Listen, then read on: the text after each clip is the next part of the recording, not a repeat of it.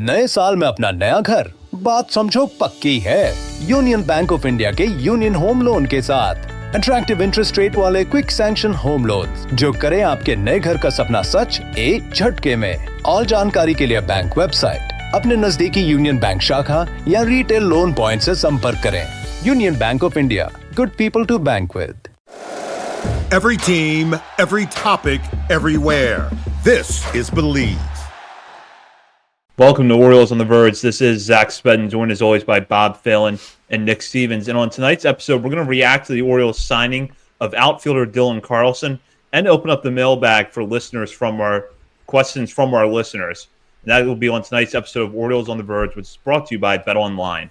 BetOnline is the world's most trusted betting platform and your number one source for online betting in 2025. Whether you're a seasoned fan or a first-time bettor, BetOnline is your ultimate game day companion. With the largest selection of odds on everything from football, the NBA, college basketball, to NHL and UFC, BetOnline is your number one sports betting source for the new year. Every touchdown to three-pointer and hat trick, BetOnline has you covered with odds, stats, and more for every game, every play, and every win. BetOnline, the game starts here. And as we like to do at the top of every episode, we want to welcome some new members to our Patreon community. We've had a lot of new patrons rolling in as we unveil our top 50 prospects list in the form of a daily countdown. That is still going on over at Patreon, and you can join these new members by signing up today. Yeah, so welcome, and appreciate these people sign up for a year right up front. So that's always awesome. You save more money that way, and you get a year's worth of content. So thank you, Betty Overn, Grambylox. You know him, you love him, and Samuel Blair. So appreciate you guys. And also we have a bunch of free members have signed up, which great. Appreciate that. That's cool. But just so you know, you have to sign up for a paid option to get that discount and get the extra content. But either way, appreciate everybody that has looked into it. Absolutely. And the countdown right now is we just got into the 20s, so we still got a lot of countdown to go. And of course, once you sign up, you can go back and listen to the old episodes and get notifications on when the new ones are published. So you don't want to miss that. We'll focus now on the Orioles signing of Dylan Carlson, which was announced on Monday. John Heyman at the New York Post reported that Carlson agreed to a contract with the Orioles that will have a $975,000 base salary with a $25,000 bonus if he reaches 200 plate appearances. Carlson in 2021 broke out the St. Louis Cardinals with a strong rookie season that allowed him to finish third in National League Rookie of the Year voting. However, since then, Carlson has tailed off a little bit through a combination of injuries and a lack of offensive production. So the former top prospect has not lived up to the early promise of his major league career, but still, it's easy to see how he could fit into the Orioles. He can play all three outfield positions, and he's a switch hitter who masses left-handed pitching compared to how he performs against right-handed pitching. Granted, masses is probably a strong word for a guy with those offensive numbers, so I take that back a little bit. But the bottom line is he's generally been better against left-handed pitching over the course of his career than compared to right-handers. There's an OPS of 792 against lefties compared to a 655 OPS against right-handers. Last year, Carlson appeared with the Cardinals before being traded to deadline to the Rays, who non-tendered him this offseason. So Carlson comes over to the Orioles with 2 years of team control left, provided the Orioles don't non-tender or DFA him at some point. And here's the key thing. He has minor league options remaining. So the Orioles essentially pick up another outfield depth option that can slot onto the major league roster, probably as the occasional platoon partner for Cedric Mullins. And if it doesn't work out for the Orioles where they think there's a better option in AAA, they can option Carlson to Norfolk without having to DFA him. So that's really the key takeaway. But I think for now we consider Carlson, who's signed to a major league deal, a near-term piece for the Orioles. So Nick, start with your reaction to this signing. Traded for Sean Armstrong too. That was pretty cool. That's probably the most interesting note I think I found. I don't have many thoughts, to be honest. Welcome to Baltimore. I'm not going to twist my brain into thinking that this is ahead of some bigger move that's about to happen, some blockbuster, if you will.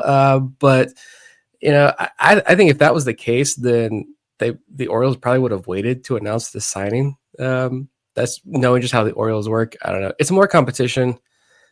Like you mentioned, he was a former first-round pick, finished top 3 in Rookie of the Year voting. He was up to number 9 on Baseball America's top 100 list at one point.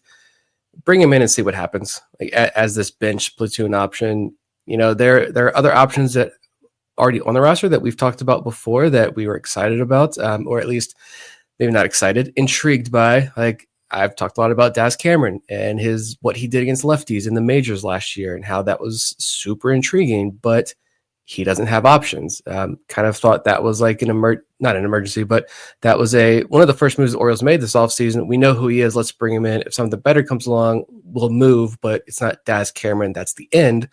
They brought in Jordan Adams, play center field, who has options, and they can stash in Norfolk.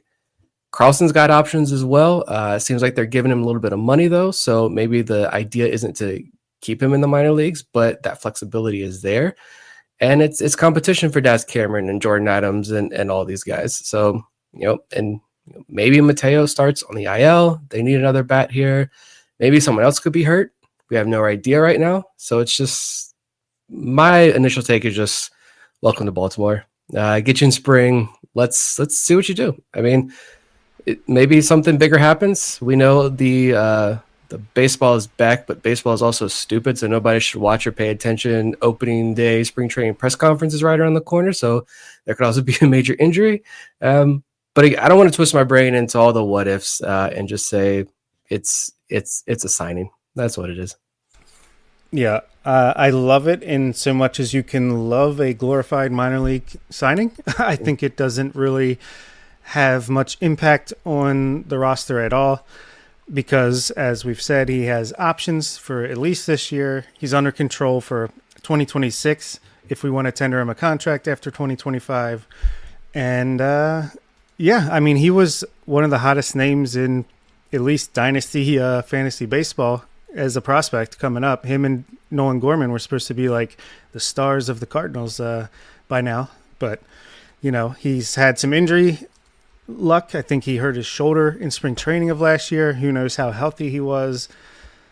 Yeah, he's a solid backup option. To me, he's a guy that comes into spring training that competes with the likes of Daz Cameron and Kobe Mayo to a different extent as far as who's going to grab that last bench spot for opening day. But easily I could see him starting in AAA, spending most of the season, maybe a little bit of the season. The one thing he does well at the major league level the last couple of years is not chase pitches. So clearly he's got good swing decisions. And he's got decent walk rates. He doesn't strike out a ton. Last year he did, but that was, it was under 20% the last 2 years before that. So maybe the Orioles think they can work with him and pull a Ryan O'Hearn, get him up to speed, and then he comes up eventually and carves out a role for himself. Maybe Heston Kjerstad gets traded, but I don't think it has anything to do with Dylan Carlson necessarily.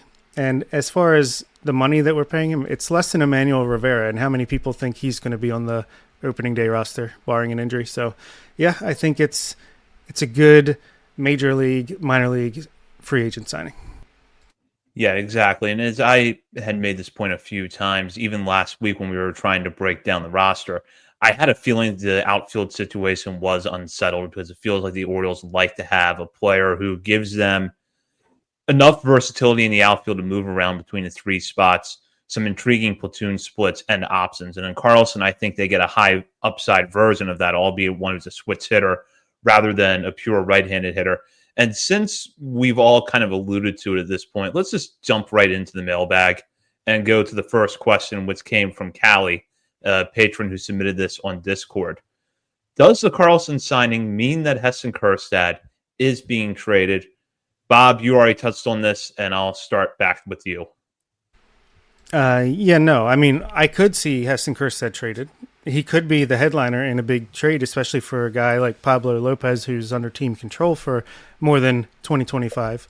But no, I don't think Dylan Carlson has much, if anything, to do with it. I don't think they're setting up dominoes like that. I think whether they had Daz Cameron in the wings or Dylan Carlson, I think if the right trade was there, they would trade Kjerstad and then figure out the rest later. Agreed. I'm not jumping to the a trade is about to happen idea. But also, I do wonder. Carlson was drafted in 2016, so I do wonder if he was scouted by Matt Blood when Blood was a scout for the Cardinals. Maybe a little connection there. But yeah, no, this doesn't necessarily portend to a trade happening. As much as we would love a trade to happen in the next couple of days, we are getting about to that time, as Bob mentioned, I think before the show.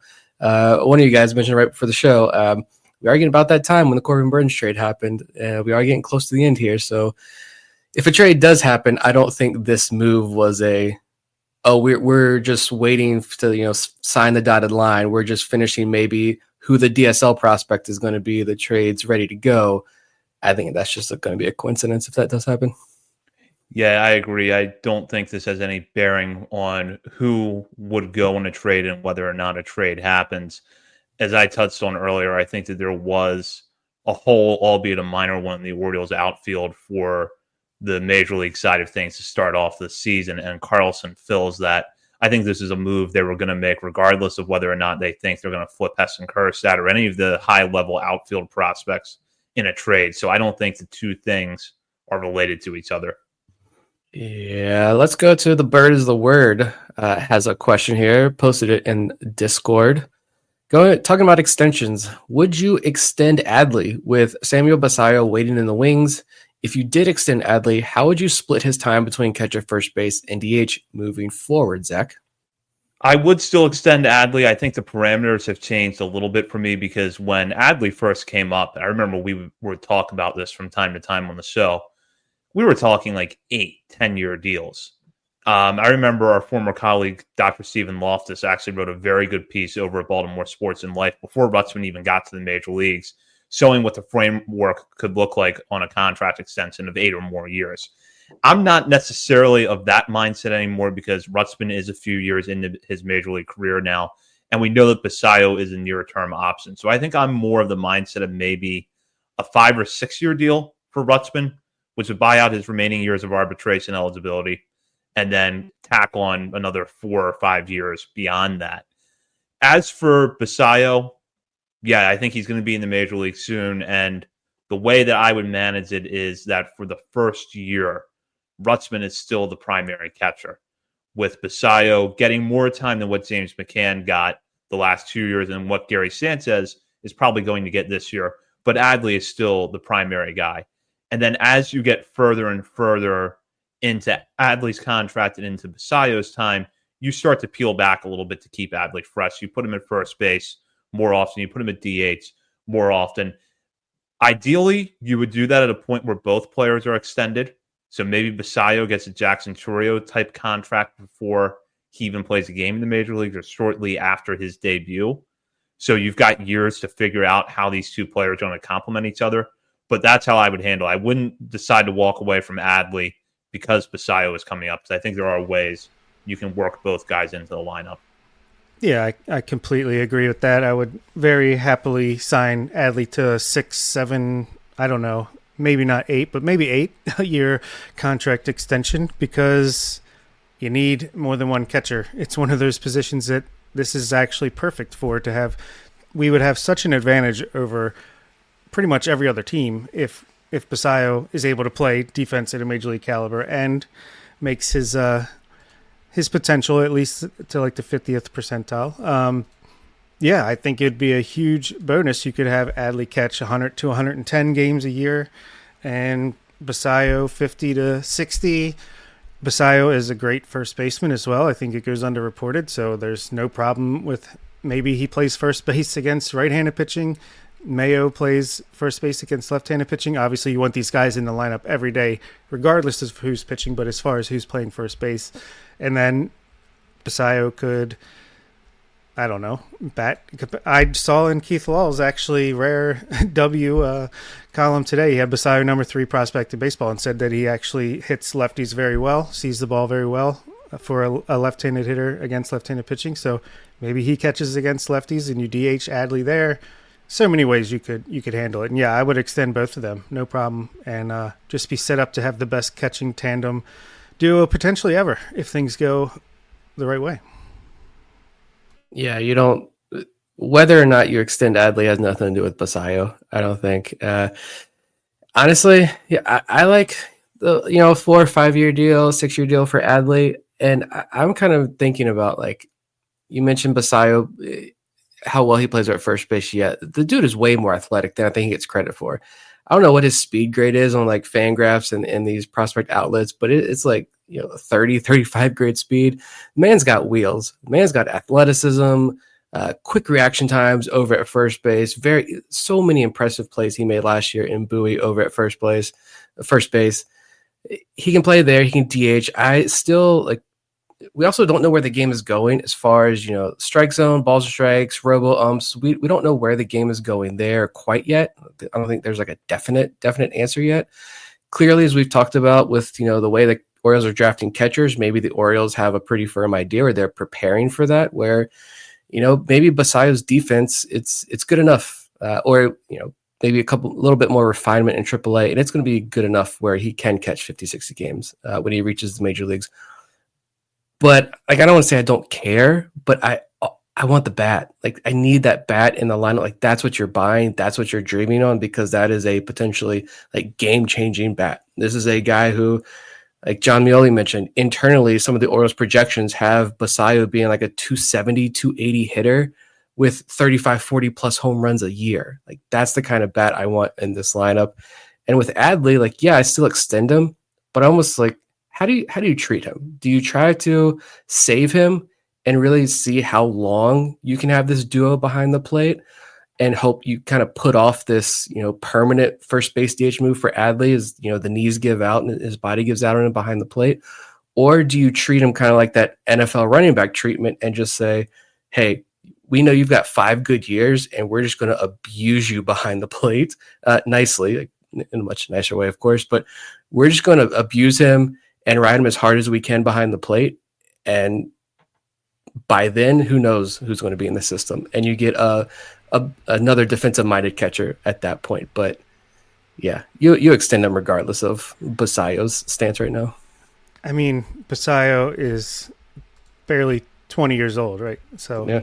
Adley will be 27 in a week or two.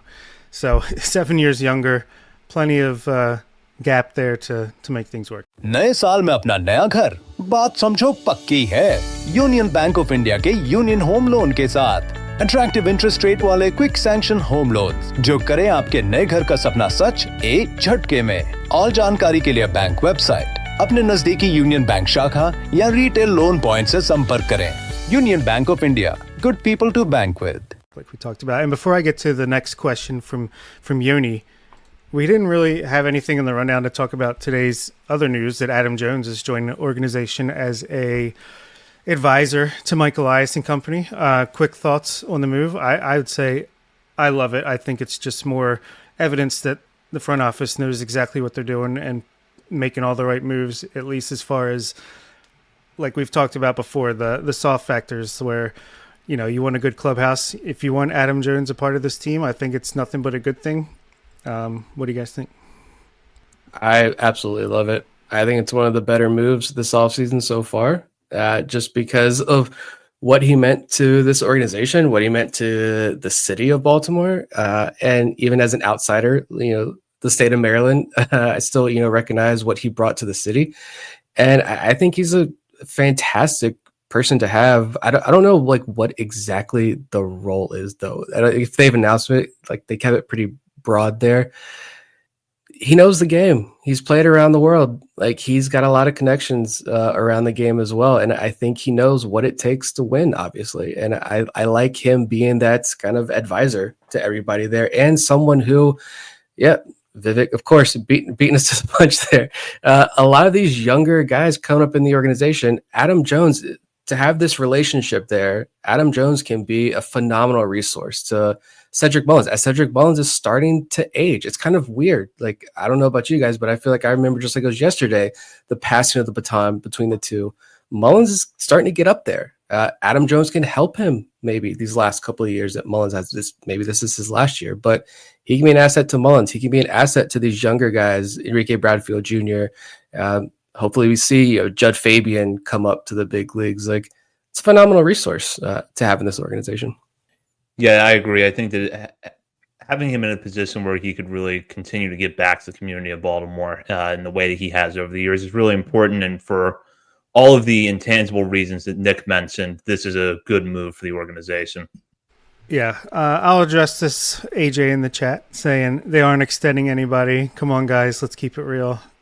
Respectfully disagree. I understand they're not going to extend any of the Boris clients before they reach free agency, and maybe you don't like that they haven't signed anybody to a long-term deal this offseason, but they are spending money. I think you can see the differences under David Rubenstein. Okay, I'll get to Yoni's question now. Top candidates for 2025 Jim Palmer Pitcher of the Year Award. Nick? My mind instantly goes to some of the younger guys, but I think for the Jim Palmer Award, keep in mind that it is about counting stats and proximity to the majors, I feel like, typically. So I got a top three. If I'm setting betting odds here, who the top three of the highest odds, in my opinion, are right now, I would say Alex Pham, because Chase McDermott's going to be cooking in the big leagues. So Alex Pham, I think he was in consideration last year. He was like top 2-3 from my personal voting here. If he can adjust to AAA well, I think Pham could be a strong candidate. If Cameron Weston can get the innings, I think he could be a strong candidate. And then if he doesn't start in AAA, he should be in AAA pretty quickly.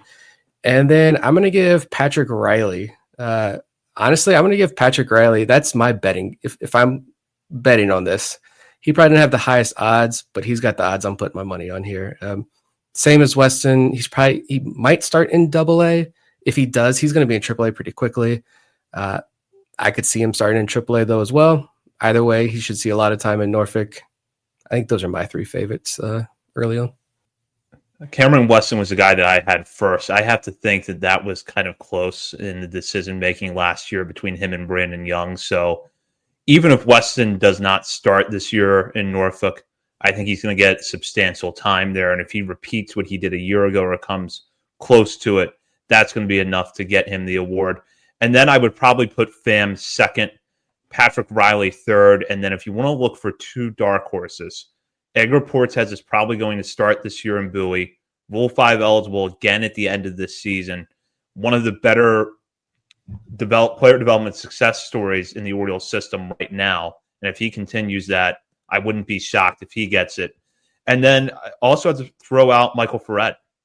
It's possible Ferret is the top overall pitching prospect in the system this time next year. And if he is able to get to Bowie and put up big numbers, I could see him winning it. I still think the AAA time matters, which is why I see Portes and Ferret more as dark horses. But if you want to look beyond the obvious AAA candidates, I think you could go with those two guys. Yoni likes San Diego Padres number 4 starter Juan Nunez to be in the running now. He knows Nunez is coming back, and I like it. Yeah, I like that too. Weston was number 1 on my list as well. I really think he's going to spend a lot of this year in AAA and put up some great numbers. Riley, it's got to be number 2. Just because I think McDermott and Young, Rogers, well, he's not really a prospect.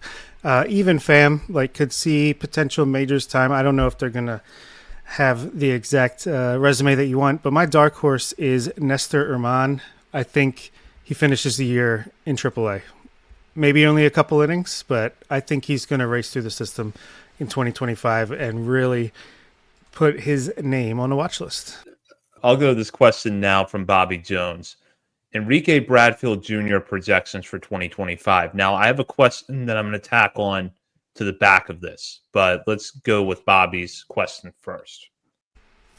He's my namesake, so I guess I'll jump in here.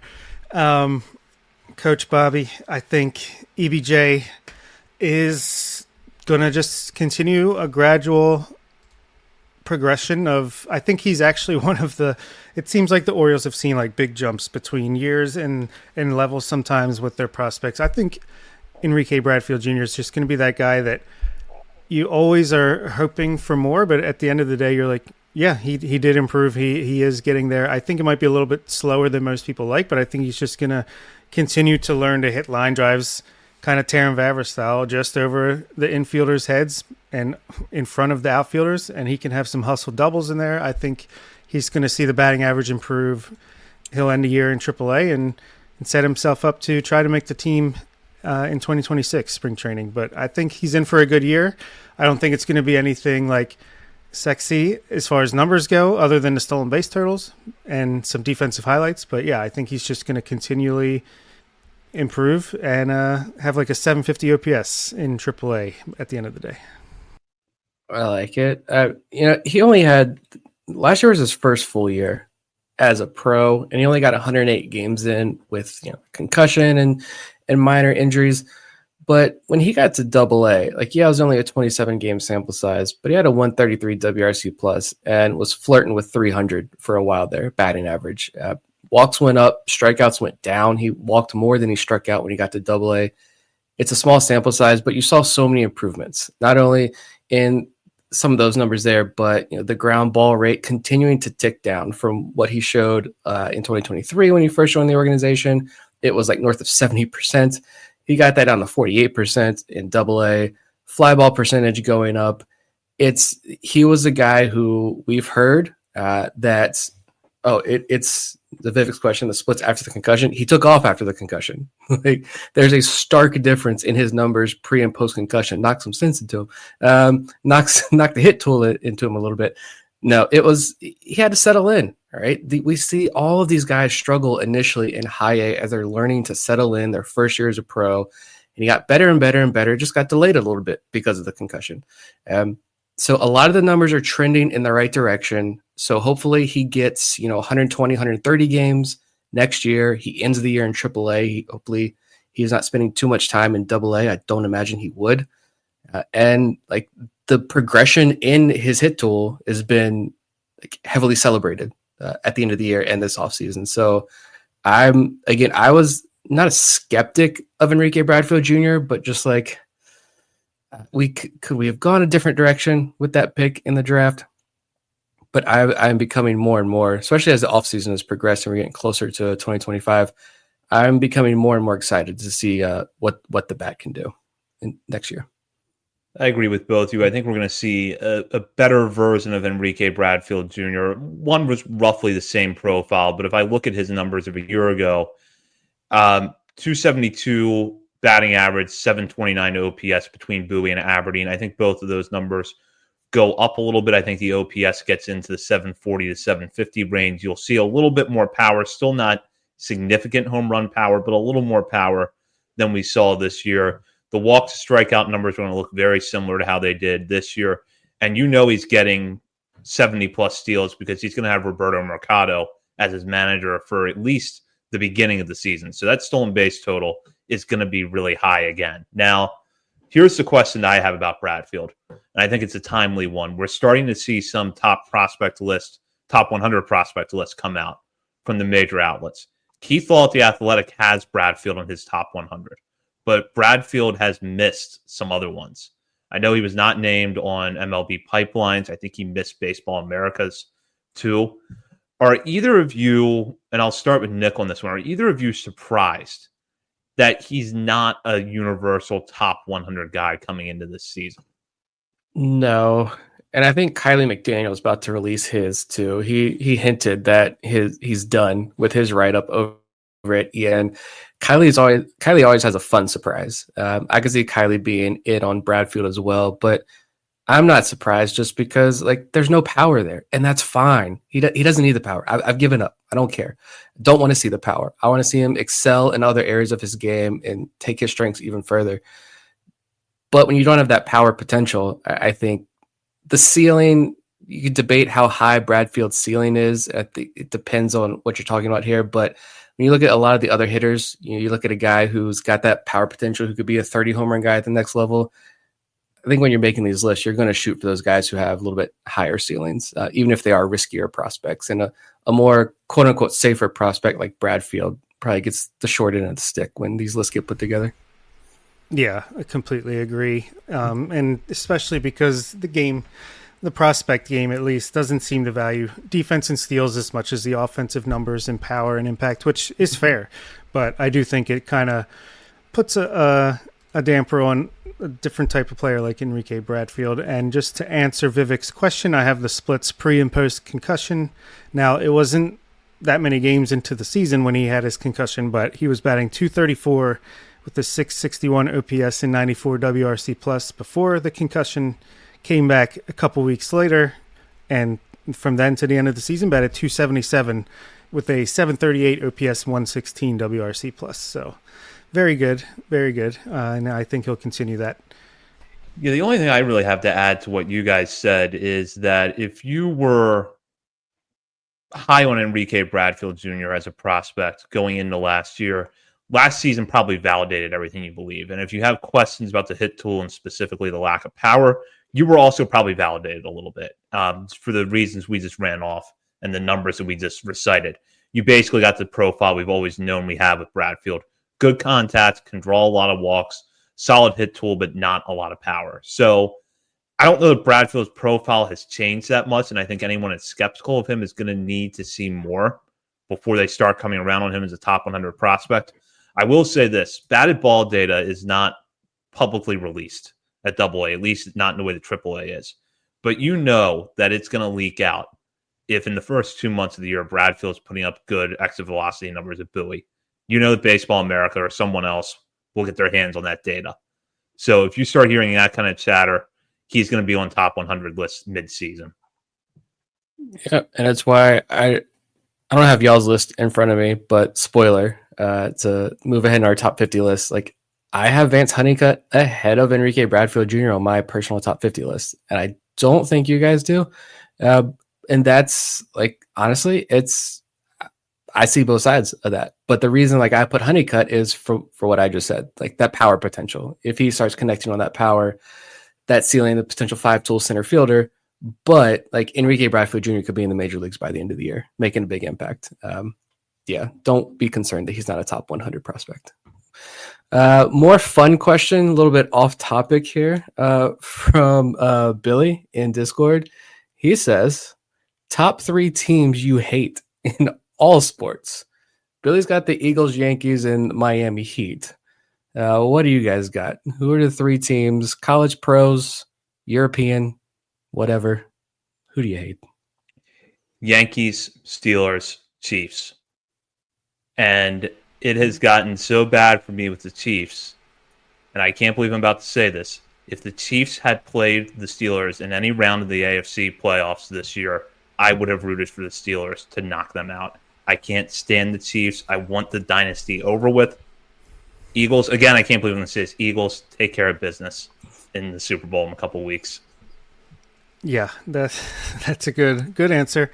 Yankees, yes, number 1, always. Probably Duke basketball 2, then Steelers 3, but Red Sox close behind. Honorable mention. I just don't. I have a hard time like hating another professional sports team. I don't know what the hell that comment is. But yeah, just I don't know. Just because I've become a degenerate gambler and my favorite NFL team, who I had an unhealthy relationship with, continues to disappoint me. I just appreciate all good professional sports. Not gonna lie. I hate a lot of fan bases, but not so much like teams. So mine's like college, to be honest. And I'll preface this by saying I know some fantastic, unbelievable people, many of whom probably listen to the show, who go to these universities. This is not a personal attack on you. This is not a personal attack on the academics of these fine institutions. It is strictly athletics and athletics alone. But Virginia Tech, I hate everything about Virginia Tech athletics. You've never won an NCAA championship, so stop thinking you're special. And you're afraid to play JMU and anything. UVA, I'll keep my real comments about UVA to myself. But again, JMU embarrassed you, and you refuse to play us now after that. I don't care what Oahu is. Tony Bennett basketball was boring as hell. I hate UVA athletics with a passion. And App State, I'm going real niche here, but I have a lot of respect for App State athletics because I was going to say ODU, but ODU is like not even a threat anymore. They're like the little brother you just beat up and he can't defend himself. ODU is the little brother that is irrelevant. App State JMU rivalry is fantastic. Stop putting that comment up and throwing off my thoughts. I respect the hell out of App State, though, but I also hate that university's athletic programs, though, because they are fantastic at most things. So, yeah, that's my 3. Trying to give Nick his then pal moment over there. Yeah. Well, AJ missed the comment. I had to put it back up just so he could see it. Yeah, I don't know what's going on with Dennis in our chat these days, but नए साल में अपना नया घर, बात समझो पक्की है यूनियन बैंक ऑफ इंडिया के यूनियन होम लोन के साथ। अट्रैक्टिव इंटरेस्ट रेट वाले क्विक सैंक्शन होम लोन्स जो करें आपके नए घर का सपना सच एक झटके में। और जानकारी के लिए बैंक वेबसाइट, अपने नजदीकी यूनियन बैंक शाखा या रिटेल लोन पॉइंट से संपर्क करें। Union Bank of India, good people to bank with. next question is O's observations on Twitter would like to know who are the hitter and the pitcher currently outside of a top 100 list most likely to be there by the end of the year. Fantastic question. Let's go with Zach. For hitter, it's Vance Honeycutt. If the hit tool were a little bit better, he would not have fallen to the Orioles in the draft last year, and he would probably be going into this season as a consensus top 100 prospect. So I will go with him. If the hit tool improves this year and he does everything he continues to do well with his play, great center field and hit for power, he'll probably be a back-end top 100 guy going into next season. And then for pitcher, I'm going to go with Michael Ferret. What he's doing at his age and the stuff that he has yields a lot of promise, and you factor in that there's still room for physical projection alongside all of the normal development plans that the Orioles have for their pitchers, and he could really find another gear this year. So what I envision for him, probably starting back at Aberdeen, but I think if he has a big year between high A and double A in what I believe is going to be a season he pitches the entire year at age 21, I could see him on some top 100 lists going into next year. I came up with a 2 for each, actually. A quote-unquote safer one and then a riskier, more bold prediction. And I'm glad I did, because my safer picks were the 2 Zach just said. I said, yeah, Vance Honeycutt, just because I would say Bradfield, but like again, Honeycutt has got that, going into the 2024 season, he was in the running, in discussions at least, to be the potential number 1 overall pick. And so if just a little bit of improved hit tool, I think he rises pretty quickly up list. My bold prediction is who I talked about earlier today that's going to be released tomorrow. I'm stuck on this one. I can't get off it. Steven Martinez. You see him on top 10 Orioles list already. Guy is like 6'4", 6'5", potential double plus power as like a 16-year-old last year, had a really great year in the DSL. If he shows off that power in the FCL and hope maybe even Delmarva as a 17-year-old, which is wild to think about, I could see him getting a lot of attention.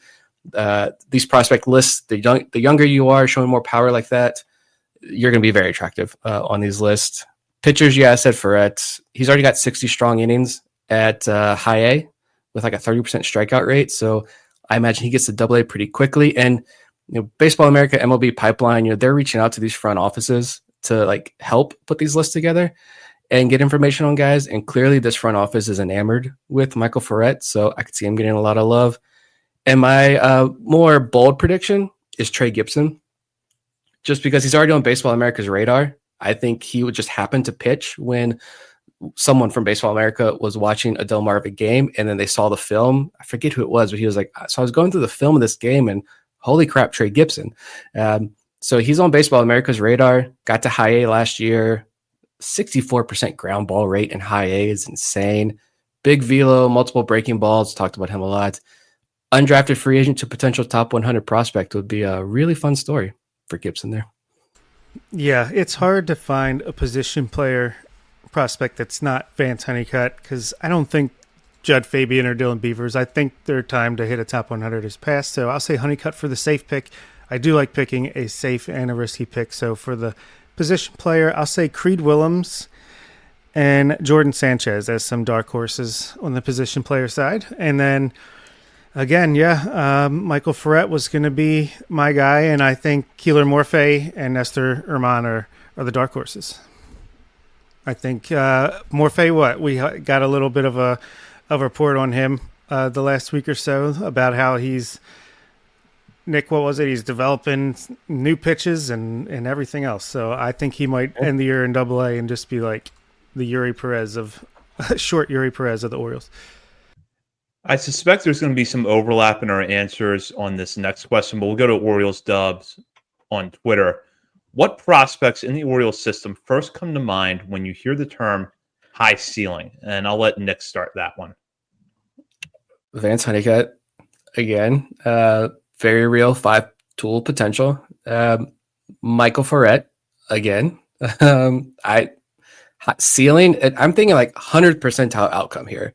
Vance Honeycutt is an everyday 5-tool outfielder, 25-30 home runs, gold glove defense, like 30 seasons. Michael Ferret, a number 2 starter, number 3 starter upside in the big leagues.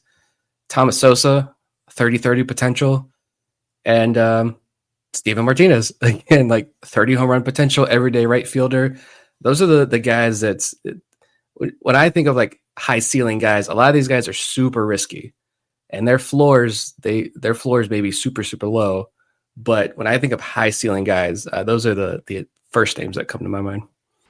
Yeah, I agree with all of that. Plus, just most of the international signings. I mean, you're signing them because they're taking note with. They have usually have one tool that stand out, like a Joshua Lorenzo. I think of for a high ceiling guy. Steve Martinez, Esteban Mejia, a lot of the international guys, just because they're younger, you can dream on them more. They're not as established in who they are. Same with high school draft picks. So like a DJ Layton, or I've even seen some Braylon Whitaker out there this offseason. Those guys I think of. But yeah, Vance Honeycutt is just right there. And Keeler Morphe, Vance Honeycutt could be a 30 homer, 50 steal, all-star center fielder. If he hits his 100th percentile, like you said, Keeler Morphe could be just a straight ace at a very young age. So, yeah, I would agree with that. All of the guys that you mentioned, I think, would classify as high ceiling. If you want to dig a little bit deeper in a guy that we might be looking at 3 or 4 years as high ceiling, the real dark horse, Nate George out of last year's draft, to me, is a guy that has a really interesting mix of tools, good raw athlete. There's a lot of question marks. He's coming from a cold weather state, but you can see that there is a real interesting hit tool speed combination, ability to play center field. If the power starts to come along, I wouldn't be shocked if, let's say, 3 years down the line, we're really talking about Nate George a lot. You got to reach a little bit to get to that one. But if I'm thinking of a player that's down there a little ways in rankings right now that we might regard as high ceiling eventually, I'd put that name in the mix. I'd also throw Judd Fabian in there as well. It's like, what if he starts hitting? That whiff rate goes down next year in AAA. We know it's not going to be a massive drop, but what if he's posting really good contact rates next year when he settles into AAA? And what if the whiffs go down a little bit? And what if you're like, oh, what if this is the Cedric Mullins replacement? I could see an avenue for that too. So I'd consider that high ceiling, as well as Fabian. We got 2 more questions here from Vivek. Vivek asks, which prospect from the 2024 draft class are you most excited to watch this year, Bob? Good question. Honeycutt is one of them, just because didn't really get much out of him at the end of last year. So love to see him starting in presumably Aberdeen and maybe getting out in person to see him in person. But honestly, it's Chase Alsop for me, just because we didn't get to see him pitch. He was the first pitcher drafted by the Orioles in last year's draft, and seen so many really strong reports on his stuff. So yeah, for me, it's this year's Jackson Ballmeister, Chase Alsop.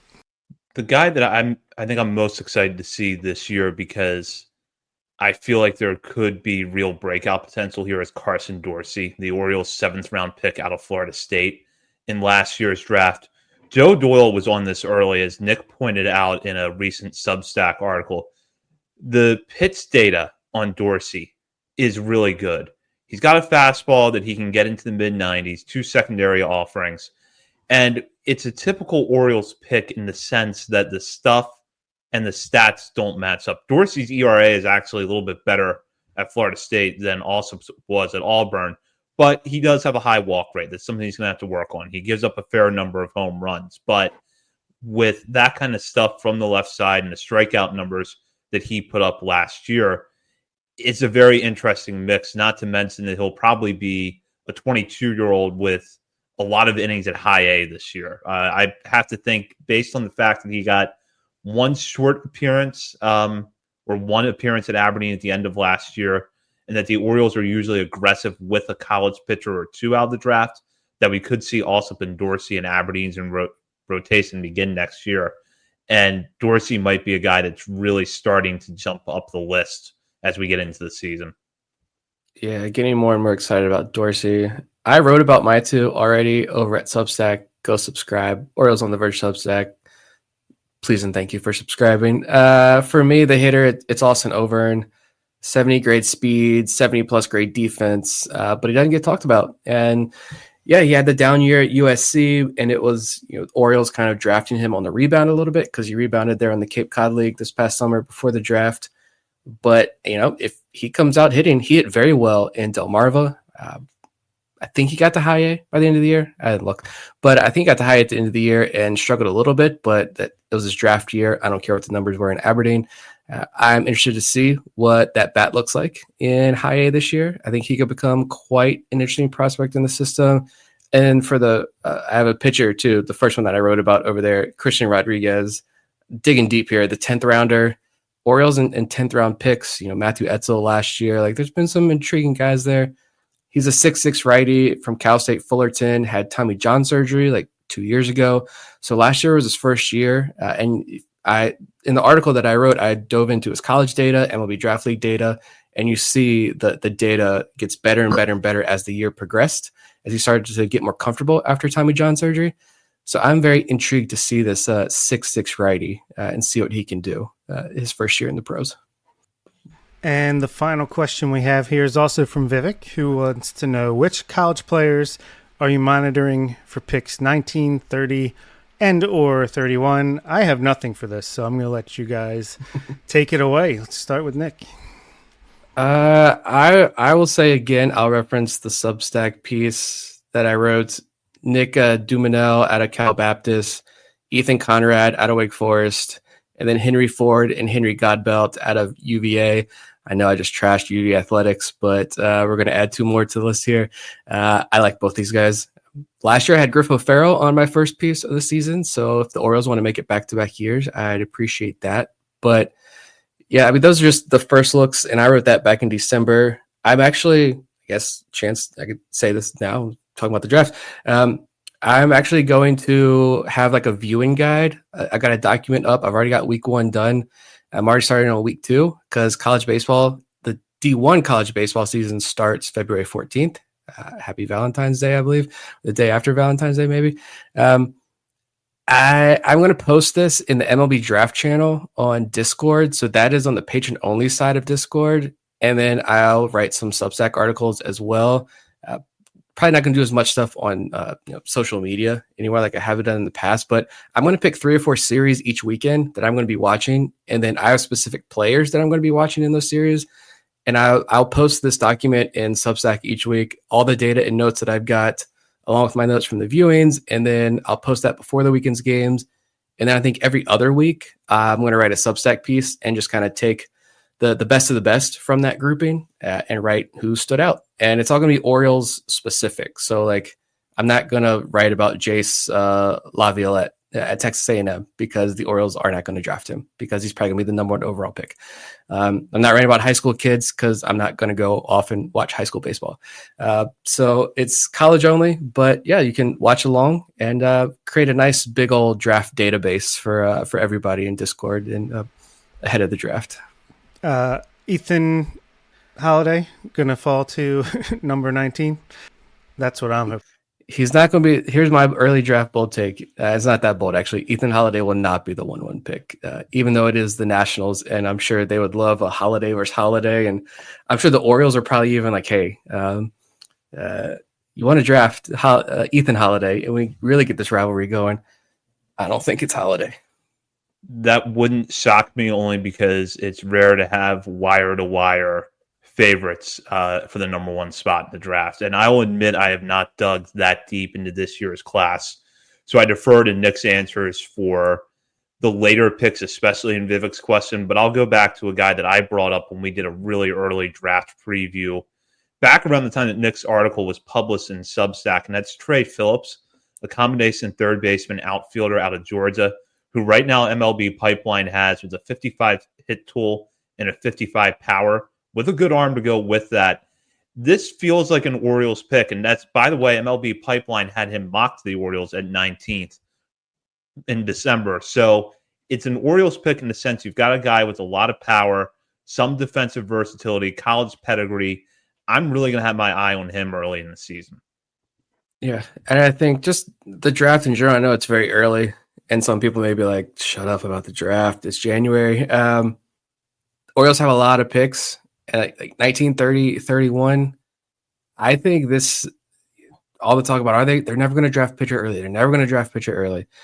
I think this is the year where with all of these picks, and I think only one, right, is tradable. Let's get weird this year in the draft. And we're going to talk about the draft a lot more later on, obviously, but this is a much deeper class. So don't just assume that they're not going to draft a pitcher with one of those first three picks in the top 31 there. I would bet money that they do this year. Thank you, as always, for your questions. A lot of good stuff covering a broad range of topics tonight, from the majors to the minors and the draft. We always appreciate the questions that we get from our listeners. And don't forget, you can add them in Discord in the Mailbag channel or whatever social media platform you follow us on.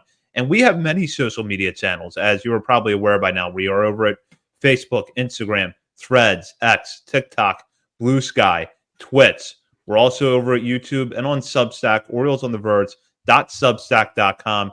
And while you're browsing around the internet, be sure to head over to Patreon and sign up to become a member of our community today. Later on this week, we will be back to break down the Orioles minor league coaching staffs for the 2025 season. But for now, you've been listening to Orioles on the Verge for Bob Phelan and Nick Stevens. You've been listening to Orioles on the Verge, presented by BetOnline and part of the Believe Podcast Network. नए साल में अपना नया घर, बात समझो पक्की है यूनियन बैंक ऑफ इंडिया के यूनियन होम लोन के साथ। अट्रैक्टिव इंटरेस्ट रेट वाले क्विक सैंक्शन होम लोन्स जो करें आपके नए घर का सपना सच एक झटके में। और जानकारी के लिए बैंक वेबसाइट, अपने नजदीकी यूनियन बैंक शाखा या रिटेल लोन पॉइंट से संपर्क करें।